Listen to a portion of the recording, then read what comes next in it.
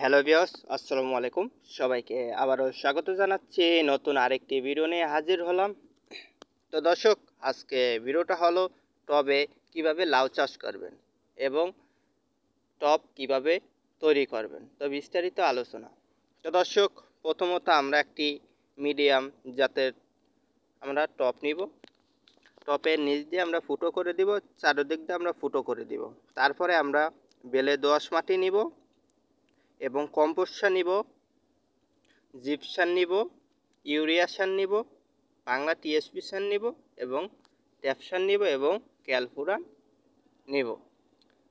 এগুলো নিয়ে আমরা মাটিটা ভালোভাবে মিশিয়ে আমরা 5 থেকে 6 দিন রেখে দেব।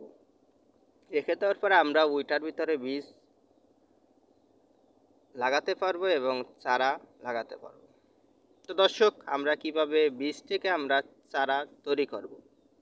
প্রথমত আমরা বাজার থেকে আমরা যদি বীজ কিনে আনি, তো ময়না জাতের আমরা লাল তীরের কোম্পানি মিনি প্যাকেট ছাদ বাগানের জন্য নিয়ে আসব।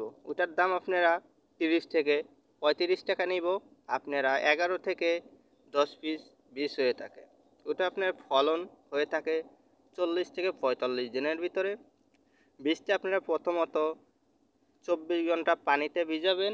ভিজিয়ে আপনারা সুতি কাপড় দিয়ে পেঁচিয়ে 24 ঘন্টা বা 48 ঘন্টা রেখে দেবেন। দেখবেন শিকড় বের হয়েছে। তো হওয়ার পরে আপনারা ওই টবের ভিতরে লাগাইতে পারেন।